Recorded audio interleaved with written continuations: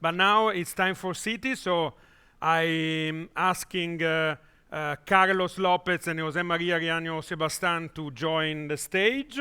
And you have some slides because they are providing us an interesting case in Barcelona with some very recent news, like last month, few days ago.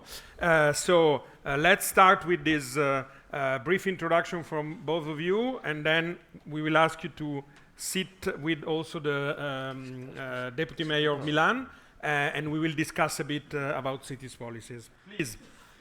Okay, so thank you. It's a pleasure to be here today.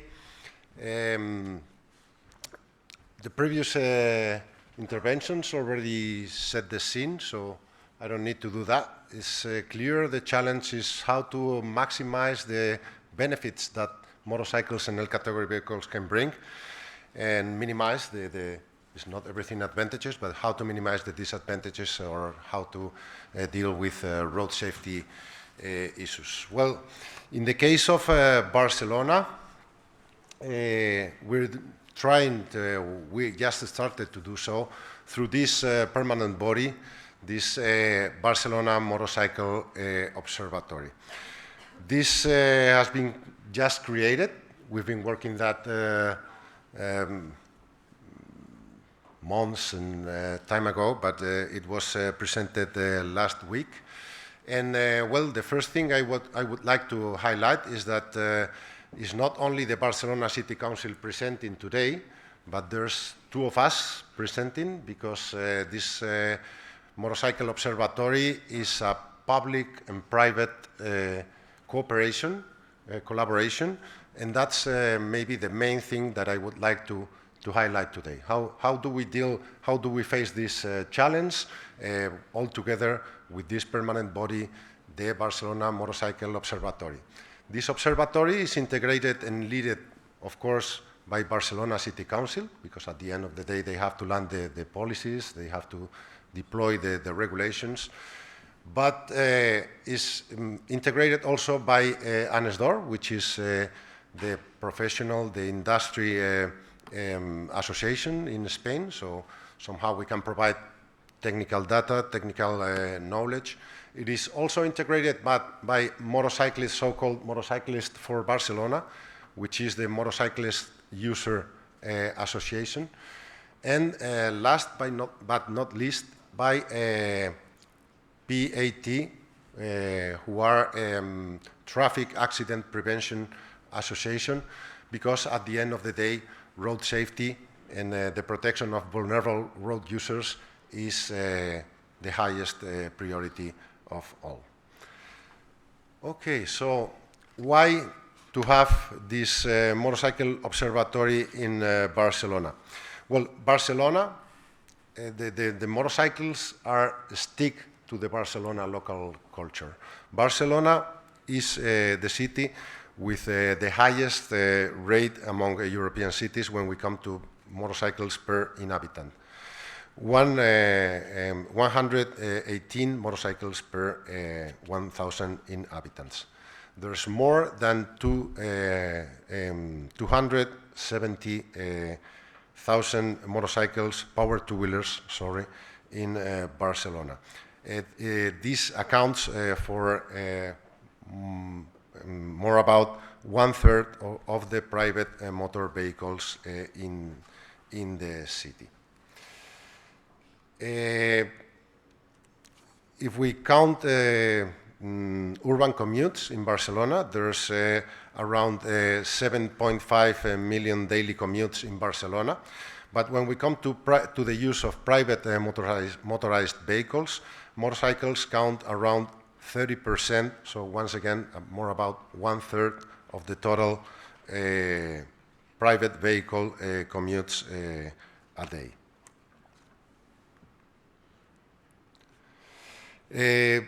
If we look at the characteristics of the motorcycle fleet in Barcelona, most of the motorcycles in Barcelona meet the Euro 3 or higher standards.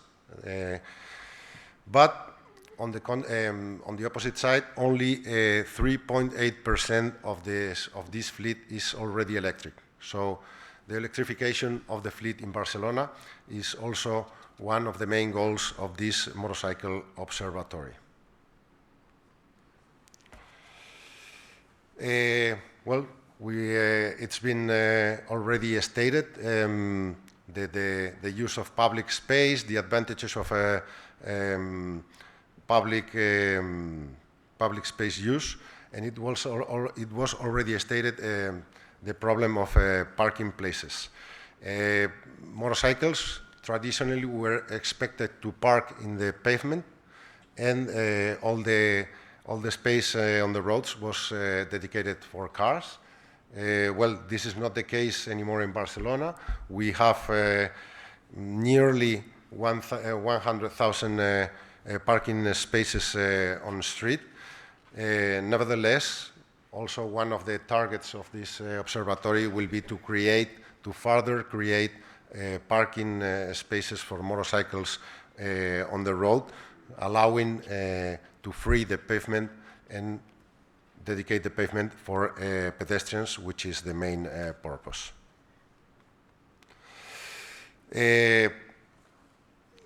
It's been already stated today, road safety challenge, and according to the United Nations definition, power two-wheelers belong to this group of vulnerable road users, together with cyclists, together with pedestrians, and well, within the city is one of the main challenges when we come to accidents. In 2024, there were 12,466 vehicles involved in traffic accidents, and once again, more about 1/3 of those were power two-wheelers.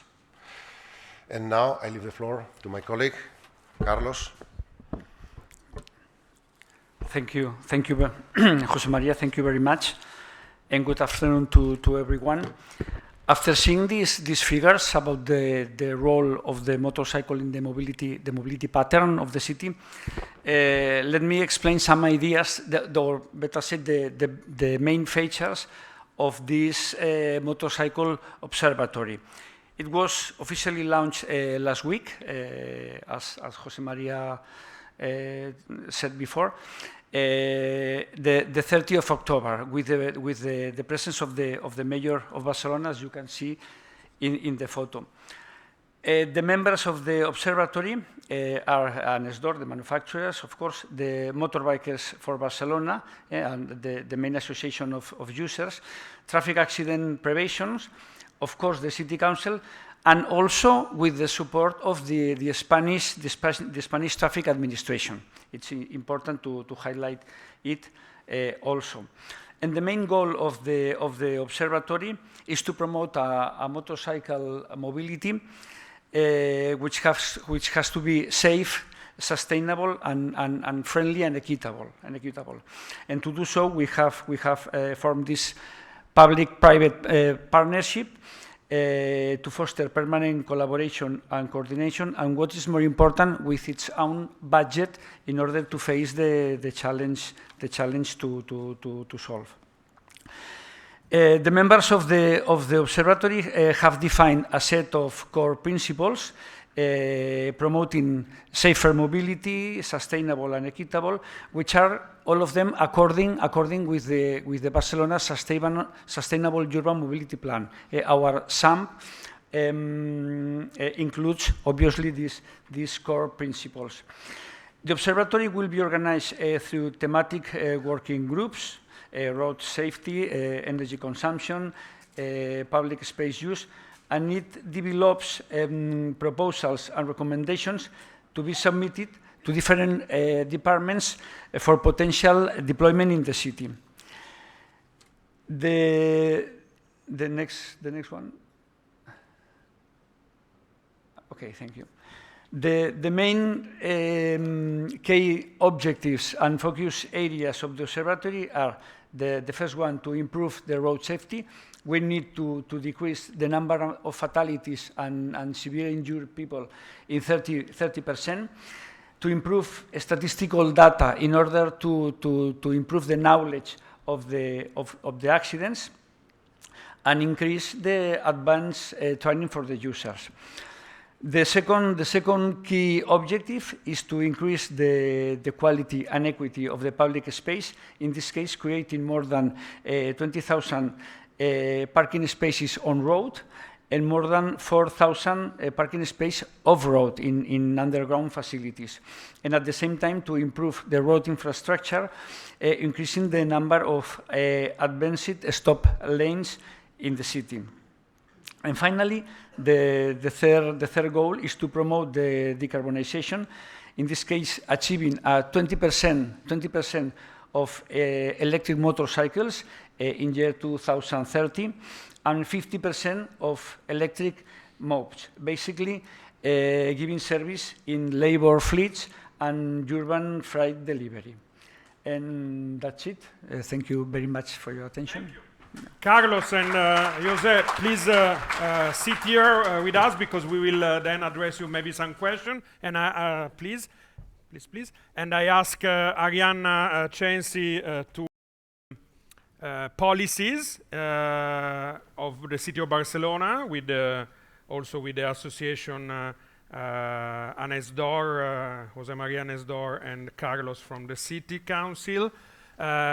Going to Milan, and we heard also about the sustainable urban mobility plans.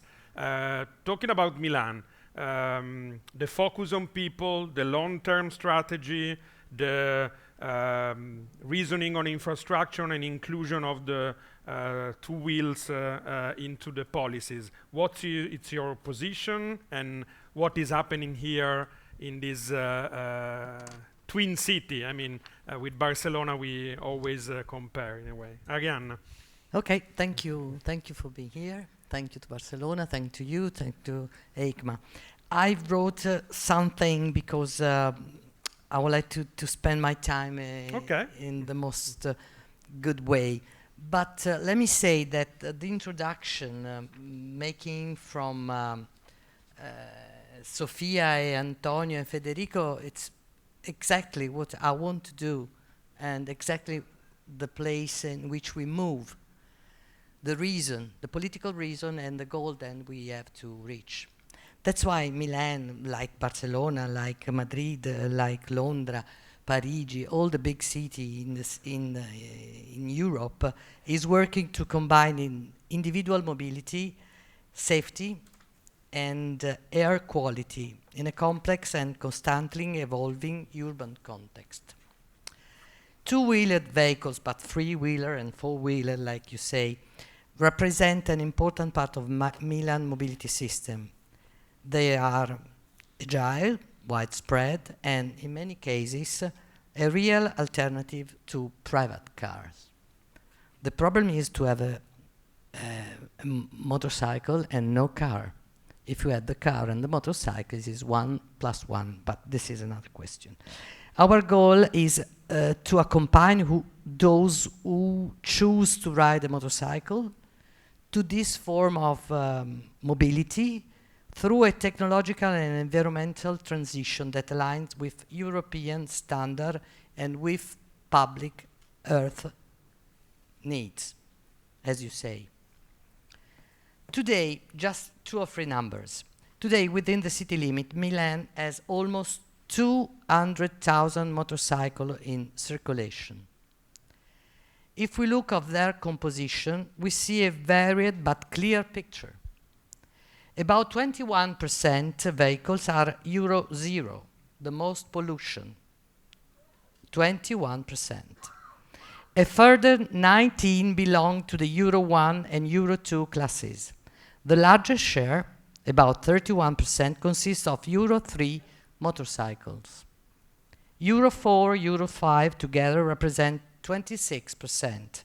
Finally, electric motorcycles, though still the 3% of the total, are the faster growing segment. So they are less, but they are growing faster. This means that nearly about of every 2 vehicles is still below the Euro 3 standard, which requires attention in terms of both emission and noise, and call for smart, gradual policies to support fleet renewal. The Area B restriction, every one of you knows Area B is work on known, is a traffic zone limited, reflect exactly this approach. They are based on European environmental criteria and are being introduced progressively and proportionally. Tools like move-in, it's a possibility to make a number of kilometers in relation of the type of your motorcycle. The most polluting are less kilometers, the best performing are more kilometers. The move-in allow people who cannot yet afford a new vehicle to continue using their own, but with care and responsibility through monitored mileage limited. This approach ensures fairness and social sustainability, avoiding blanket bans and recognizing the diverse economic situation of residents. For this same reason, we have decided to postpone the implementation of the first tranche of restriction, giving citizens more time to adapt. It was expected in October 25, and we move in October 26 to give more time. These measures are not punitive. They are designed to accompany the transition while keeping the main goal clearly in sight: environmental sustainability and the improvement of air quality and vehicle emission across the city. At the same time, we are working to enhance the role of motorcycles as part of the broader sustainable mobility ecosystem. In this sense, electric scooter sharing has been a concrete success story. Think about this. In 2060, Milano had only one operator with 150 petrol scooters. In 2024, we have 1,794 fully electric scooters, with over 4,200 rides per day, averaging 2.5 kilometers for each trip and more or less 14 meters per trip. It's a big change. This service has fully embraced the challenge of transition, proving for years electric vehicles makes a real difference. Less noise, zero emission, lower cost for users, and a tangible contribution to reducing congestion in the cities. Road safety is also part of this broader vision of mobility. In Milan, we work every day to improve safety, not only by reacting to accidents, but by acting preventively through education, speed reduction, and changes in driving habits. The data we monitor constantly, thanks to the work of AMAT, our mobility agency, guide us in understanding where and how to intervene. In 2024, motorcycles were involved in around 1/4 of urban crashes, a figure that confirmed the importance of continuing to invest in safer infrastructure, mobility education, and better coexistence among all road users. For us, safety means building a city where everyone can move safely and responsibly, regardless of the vehicle they use, or if they are pedestrian or use the cycling. Finally, there is a question of urban space. We speak about this. This is the most important question in the city, especially in cities, little city like Milan. Milan is currently carrying out a comprehensive revision of its urban parking plan and general urban traffic plan. There are two strategical plans that with the PUMs that we speak about a lot, and the PAC, Area Clima Piano, about the quality of air and the quality of the climate. These two key instruments that will redefine how public space parking and traffic flows are managed. Of course, this process takes into account all data and trends related to wheeled mobility, because motorcycles, just like bicycle and electric scooters, are in the integral part of Milan contemporary mobility landscape. And in short, Milano is building a modern motorcycle policies, one that combines environmental responsibility, safety, and the right to mobility. For a lot of people, the right of mobility is meaning of freedom, and it's true. But we need to live together, recognize each other, that we need a full and vital component of the cities. And we are bringing together the future of the city, a different future of the cities.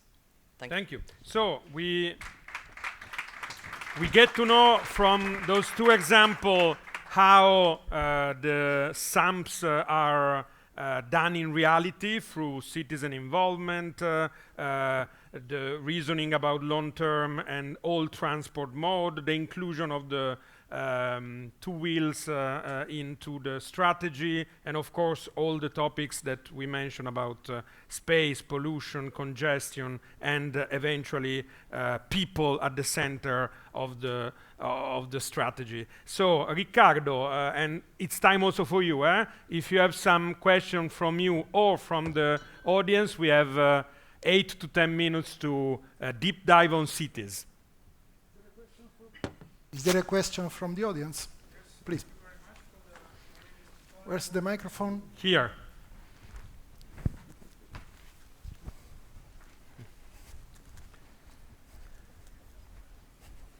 Thank you very much. You're welcome. Thank you very much for the presentations and very informative statistics that you gave us. I wanted to ask a question about quadricycles. My name is Nicola, I work for Toyota. And we saw a lot of, today we were in the city, we saw a lot of quadricycles from Fiat and Stellantis group, but also from other manufacturers. So I was wondering if there's a specific comment that you could give about the adoption, the increased adoption of these vehicles, and how do you see that going forward? Thank you very much. Thanks. So let's add some other question. Wow, Sofia. And also Riccardo, if you have your own, please. Yeah, I'm interested from the point of view of the cities. I think one of the challenges that I mentioned is noise. And when looking at the two-wheelers, motorcycles especially, I see noise like not really being needed, but something that nice to have, like everyone that possesses a bike wants to have a bike that make a lot of noise. And this is really annoying somehow. And I was wondering if from the point of view of the city you have thought about this problem, and if you are thinking about introducing somehow regulations to stop, like, because this is sometimes giving the two-wheelers a little a negative perspective, but it doesn't really necessarily have to be there. It's only how do you say it, an option from the single user. So I was wondering if you have thought about it, or you're thinking of introducing any regulations. Please. Okay, so let's from Barcelona, if you want to have. You have maybe there. Yeah. Okay. Okay. Well, from my side, from Barcelona, but representing the motorcycle industry, in my case. First, regarding the quadricycles, we as an industry, when we talk about the L category, this is a very wide range of vehicles to cover different needs. And I think quadricycles is a very interesting category, which we are somehow waiting to exploit for a specific purposes and a specific use. The regulations still have to meet, at least in Spain, because we are missing the B1 license, which is going to be established in a few months. And this will help particular users to better use quadricycles. For them, this can be an easier way to access an electrified vehicle because it's easier to electrify and cheaper. And from the professional perspective, this is even more interesting because the e-commerce has boomed. Not only e-commerce and then last mile delivery, but also food delivery. And these kind of vehicles could improve a lot the logistics distribution in cities. So I think that among all this L category range, the quadricycles have a more and more important role to play. And regarding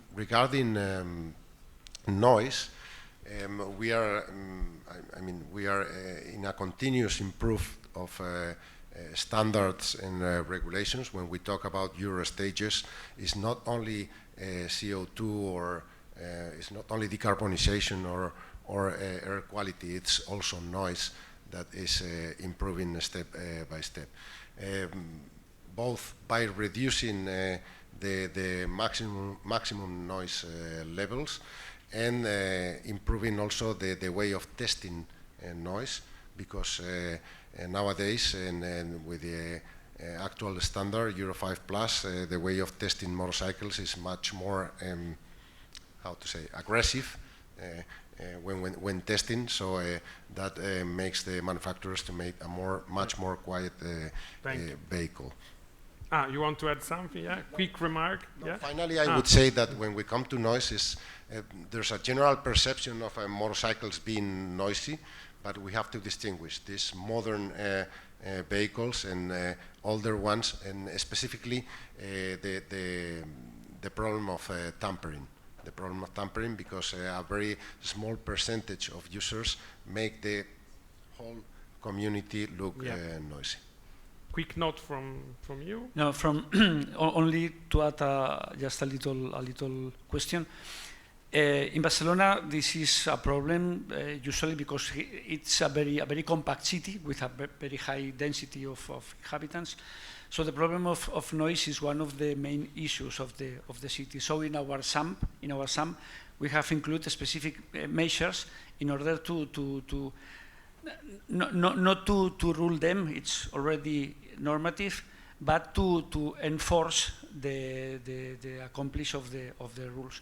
And in the sense of José María said, we want to develop new pilots in order to check and test the noise emission levels in an effective way. Arianna, some remarks on about four-wheelers. Yeah. It's about the work we are doing about logistic. We don't speak about this today, but it's a frontier very interesting in the use of these vehicles. For private use, I don't know really. I have to say we need to have a number to make a sort of statistic of the number of this. And we are doing today. We are doing to do this. But I would like to say two things about noise. Noise is a problem in a big city. And we are moving in front of this using a sort of way of moving. We start from the school. In each place of the city there is a school. We start to transform the place in the nearest of the school, the road in the nearest of the school, and we move forward 30, the limited zone about speed. And I give you three numbers, just to say. We make a relationship between 2016, not 2015, because in 15 we have Expo, it's wrong number, different number. So 2016 to 2024. We have a 6% more green in the town. And I mean in the town, so it's so different to improve green in the town. We have 27% more of pedestrian zone, 27%. We have more or less 40,000 meters of new zone in front of the place and the school. We call it piazze tattiche, and you do the same in Barcelona. And the traffic zone is start more than 20%. But I would like to say that the 30 zone, the place in which you have to go to limited speed, is increased at about 112% in the last 9 years. If you go slow, it's you engage two goals. The first is more safety in the road. This is a relationship between crash and speed. And the second thing is less noise, because you go in the same speed. You don't go very quickly and then stop and then make a stop. It's an interesting thing, because in the complex, I finish, you go faster if there is a limited zone in the city, in the complex of the city. So I don't answer to your question, but I'm not able to do. I'm going to improve my knowledge about this. About noise, I'd like to say that we all hope it will be soon a problem of the past. As the young motorcyclists, we hope will be less involved in doing noise, changing the exhaust systems of their bikes. I would like to ask to the cities, the electrical vehicles could be an alternative, a valid alternative, I'm sure. But do you have problems in building a new charging point net? Barcelona, if you want to answer about the charging point infrastructure. I will leave. We have 1 minute each. I'm sorry. No, I will leave Carlos to better explain this. But from my side, I would like to say that Barcelona was, in my opinion, the first city in Spain introducing a dedicated charging network dedicated for motorcycles, specific for motorcycles. So I ask this as in some cities they have troubles with the wires that are too thin to the large quantity of energy needed. The main problem in Barcelona is that due to that density I talked earlier, we have taken the path of install the majority of the charging points underground out of the street and reserve the on-street charging points only in the special locations and for giving the special use. But the majority of the recharging points now are intended to be out of the street.